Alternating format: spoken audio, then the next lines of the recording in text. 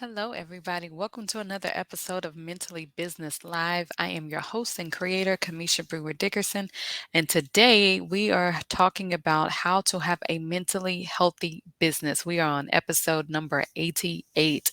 I'm so excited to get into the content for this week, but before I get started, let me introduce myself. My name is Cameisha Brewer Dickerson. I'm a licensed professional counselor practicing here in the state of Arkansas. I am a business coach for new therapists. I teach new therapists how to set up, structure, and market their private practice using relationship based marketing as the most effective strategy. So, in other words, I teach therapists how to build a business and how to market without relying on directories or paid ads.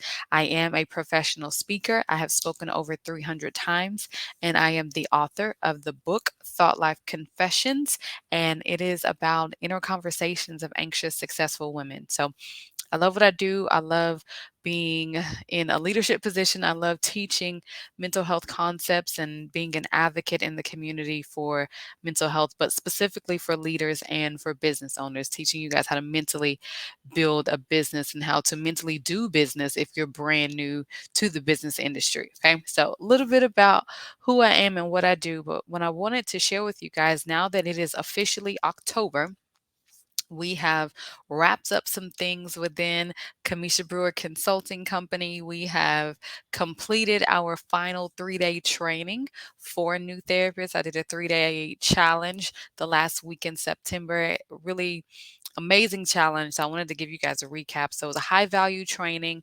I taught it live for all 3 days during lunch, and we left the replay up in the Facebook group for clinicians who had clients that they saw during lunch and they were not able to attend. So we left the replays up, but I wanted the new therapists or the potential new therapists new to working with me, I wanted them to hear about success stories from previous therapists that I have worked with, what their wins have looked like, how they were able to, secure clients quickly. One of them has gone from, we only work with therapists like for 60 days at a time. So in the Course Plus coaching program, they get 4 modules of coursework and 4 private coaching sessions in a bundle package. And there's one clinician, when she started, she only had one client. And by the time she reached her 60-day mark, she had a total of 7.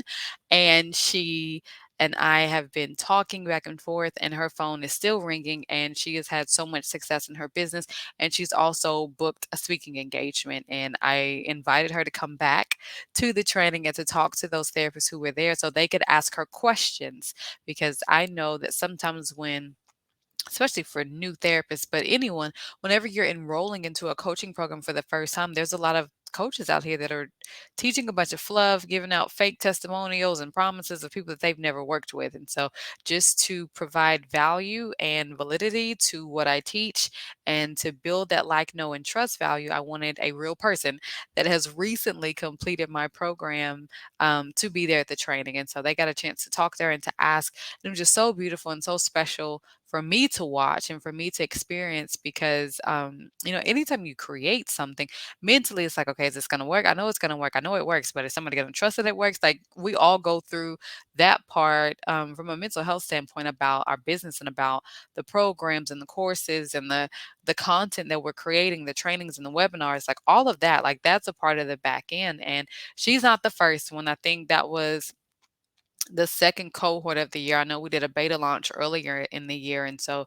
some of the therapists that I had worked with the first time, they came to the second training and shared their success stories. And that's kind of been a part of our funnel and a part of our formula for how we reach new therapists, how we get them interested in the program. Yes, I teach high value, no fluff. I'm giving them things that they can apply immediately and they can implement within their practice as soon as possible. But I also wanted them to have that high touch point with a real person who has been there and who has actually worked with me. So seeing that was super, super cool. And there are some new clinicians from that group that were on the training who have made a decision to work with me. Some of them decided that the course only was the best option for them. Some of them were like, no, I need the bundle. I need the course and I need the coaching. So it was a great way to wrap up the third quarter, jumpstart the fourth quarter.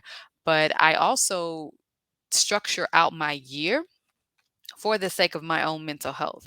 So sometimes I don't. the last couple of years, I try not to do a whole lot in the month of December because I enjoy my family and I enjoy, being on the couch, baking cookies and baking whatever else we decide to put in the oven, watching Christmas movies, the Christmas parade, everything that's on Hallmark and Lifetime and BET, like whatever. I enjoy all things Christmas. And so I try to downshift my year and not do too much, but also because I know that's how I operate in December, like in the fourth quarter of the year. That means from a revenue standpoint, my first 3 quarters of the year need to be solid. And we have to be very strategic. So, one of the things I encourage new therapists to do and anyone who's in a leadership position is to start planning for your first quarter October 1st at the latest. Like the previous October, you need to be planning for your fourth quarter. So, if you are listening to this episode today and you have no idea what you want to do in January, you need to start that now. Don't wait until December to go to all the pop up vision board parties to start figuring stuff out. Like you need sometimes a whole 90 days of just planning and strategizing and praying and writing down the vision before you actually get to a point where you're like, okay, I know what I need to be doing. I know how I need to allocate my time. I know I need to buy a course. I know I need to pay for a coach because once you identify what it is that you want to do, that doesn't mean that you have everything you need to get it done. So sometimes we don't know what's missing until we create the plan, right? So, in terms of us creating mentally healthy businesses, some of that requires you to take a hard look at your own life and decide how you want to operate. What decisions do you want to be making, and how do you want to move at certain parts of the year? And how much is it gonna cost you to get to where you need to go? Like some things it's gonna cost you time, but I think it's gonna cost you money. And that's just the reality of the business. But I really hope and pray that everyone who's listening to today's episode that the business that you're in, if you're an entrepreneur or not, even if you're a therapist and you're working in a group practice and you don't have, the burden and responsibility of creating the revenue being consistent, marketing for the other clinicians who are in the practice, if that's not your role and you're just a part of the group and you're providing services, make sure that whatever business you are connected to is mentally healthy. And this podcast in the future direction for the C. Brewer Consulting Company is not just for therapists, it's for leaders and us teaching you guys how to mentally do business. So if you are working for a corporate agency or a nonprofit and it is mentally draining you, you need to start making some decisions. I don't recommend staying anywhere that is draining your mental health and it is causing you to not have peace in your home, not have peace in your life because you're so stressed out and you're so overwhelmed. You're so just over it and you're tired of it and you want things to be better. You want things to be more efficient. You want things to be organized. You want things to be more professional. And if that situation that you're in that environment is not conducive to what it is you desire, you don't have to stay. And I want to give anyone who's listening to this space and permission to make those necessary decisions and to advocate for yourself because no one else is going to do it for you. Sometimes people who are in leadership positions are so passionate about the mission and the work that you guys could be doing that they kind of neglect the reality of the danger and the harm that it's causing the people who are actually helping to carry out the mission. So sometimes we need to have hard conversations with the people who are in leadership. And I have done this. I have walked away from some things this year that were no longer serving me, some things that initially I was very passionate about, some things that I really believed in, but because of the structure and the current state of how those positions and organizations are operating at this point, it's not a good environment for me. And so I had to choose me over the work and the mission and the potential of what could be. And so sometimes that's a very hard decision and it's a hard conversation to have, but it's necessary. And that's how you mentally do business and you evaluate those things constantly to see, okay, is this working for me? Is it not? Is it ever going to change? And sometimes people promise you, oh, we're working on it. We're going to get better. We're going to get better. Okay, cool. But what does better look like? Especially whenever, you're in a season of growth and evolution, you're trying to be more successful or you're trying to slow down and get rest and create opportunities for you to experience a different level of peace. If someone tells you that they are working on it and they're trying to make things better, but they don't have a plan for how they're going to carry that out, that may not be the place for you. And y'all, this includes churches, this includes nonprofits, your for profit companies, your job, your boss, if you've been underpaid all year and they're promising you a raise and you haven't gotten it and it's October, you can go ahead and start applying to go somewhere else where you could possibly be compensated twice or, three times more than what you were making. But at least it's a different environment where you can be appreciated for the work that you do and the skill set that you're bringing to that company.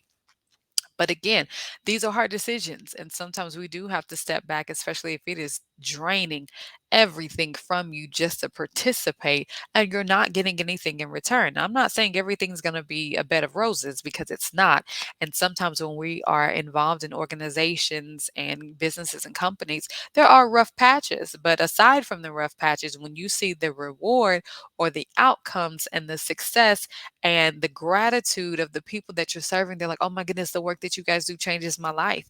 I'm so happy that you did this. I can't imagine, all the challenges that you guys have faced, but you changed my family's life. Because of you guys, we now know Jesus, or because of you guys, we now have money to pay our light bill, or because of you guys, we can buy Christmas presents for our children. Those are the things that matter. So whatever little conflict happened on the business side, it may not even matter anymore because of the outcome. And that was the mission moment that you guys were actually seeking after. So sometimes those things will outweigh themselves. But if they don't, it's okay for you to take a step back and make a mentally healthy business decision for your own life. And I highly encourage anyone who's considering going into entrepreneurship that before you step into it fully, that you start to become the CEO of your own life and you start making hard decisions, you start operating at your highest level of internal operations, and you create that flow for what you want your life to look like. That way, you're not putting yourself at the mercy of a business to fill those mental and emotional needs for you because it's not what it's designed to do. I know that my private practice and the revenue I make through that side of my company, that pays the bills at my house. That's all it's supposed to do. Now, I find joy and meaning and fulfillment in it as a byproduct, but if I didn't, I would continue to do it because that's my 9 to 5 right now. It just so happens I'm the boss of the 9 to 5. But it's so important to create that meaning and attach meaning to it and just know what things in your life are supposed to do what. The nonprofit gives me a completely different sense of joy and reward and fulfillment because of the work we do, but it also doesn't compensate me at this point. Okay. So sometimes those things will also be on the table. And that's what creating a mentally healthy business actually looks like. So I hope you guys found value in today's episode of being the person that can create a mentally healthy business. I hope that this has been an enjoyable experience for you. I hope that it has made you think. So I want you guys to take a minute to share this out to someone who needs to hear it. If you know they need to hear it or not, but there's a possibility, especially if it's a leader, if it's an entrepreneur, if it's an influencer, if it's a pastor, if it's a therapist, anyone who is mentally doing business or they're in leadership positions and they are having mental health challenges on the back end of what it is that they're doing, this episode is for them. So thank you guys so much for listening, and I will see you in the next episode.